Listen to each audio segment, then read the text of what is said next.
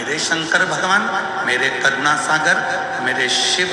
जितना क्रोध करते हैं उससे 4 गुना ज्यादा कृपा करते हैं, करुणा करते हैं। कई लोगों के मुख से हमने सुना है, कई लोगों के मुख से हम सुनते रहते हैं, शिव जी पे जल चढ़ाती हो,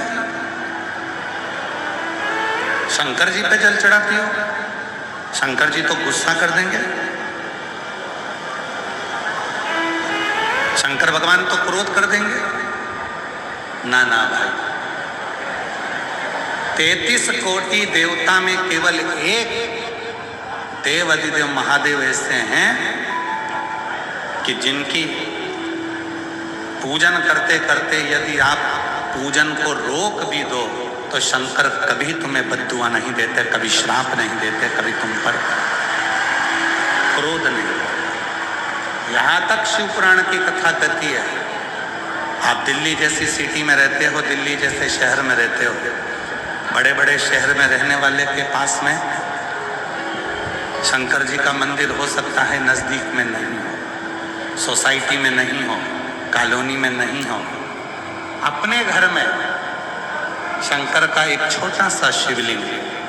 या सीहोर का कंकर शंकर अपने घर में रखो, उसकी पूजन करो, साधना करो। बहुत दूर मंदिर है, नहीं जा सकते, आपकी सोसाइटी में, दिल्ली जैसे शहर में, आपकी कॉलोनी में कोई शिव जी का मंदिर नहीं है तो अपने घर में शंकर को एक लोटा जल चढ़ाओ, शिव को समझो। अब कई लोग कहते हैं गुरुजी मान लो हमने शंकर जी रख लिए और हमको कहीं जाना पड़ गया, हम दोनों पति पत्नी हैं, बच्चे छोटे हैं, मान लो मेरा रजस्वला धर्म आ गया, मैं रजो धर्म में आ गई, मैं 5 दिन तक पूजा नहीं कर सकती, मैं 5 दिन तक भोजन नहीं बना सकती, मैं 5 दिन कोई पूजन पाठ नहीं कर सकती, तो फिर शिव जी को जल कौन चढ़ाएगा, शिव जी की पूजन कौन करेगा? पति के पास इतना समय नहीं रहता कि वो शंकर जी को स्नान करा दे, शिव जी को पूजन करा दे, बच्चों को स्कूल जाना पड़ता है तो वो भी शिव जी को जल नहीं चढ़ा पाते। और मैं यदि शंकर का शिवलिंग अपने घर में रख लूंगी तो फिर गुरुजी उसकी तो रोज पूजन जरूरी है। कौन कहता है? लिंग पुराण को पढ़िए, स्कंद पुराण को पढ़िए,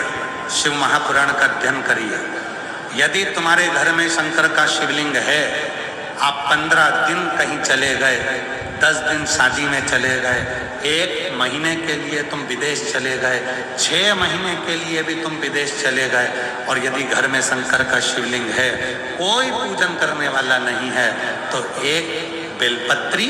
और 1 चावल का दाना शिवलिंग पर रखकर चले जाओ। भले 6 साल बाद भी आओगे,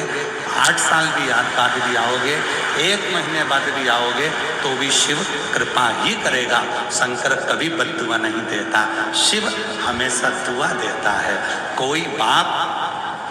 दुनिया में कोई बाप अपनी बेटी को कभी बद्दुआ नहीं देता। जब बाप बेटी को बद्दुआ नहीं देता तो मेरा देवाधिदेव महादेव तुमको बद्दुआ क्यों देगा? तुम तो उसकी बेटी हो, तुम उसके दामाद हो, तुम उसके बेटा हो, तुम उसके नाती पंथी हो, कैसे बद्दुआ? अरे कृपा की ना हो जो अगर तुम्हारी तो अदालत तुम्हारी, गरीबों के दिल जगा तुम न पाते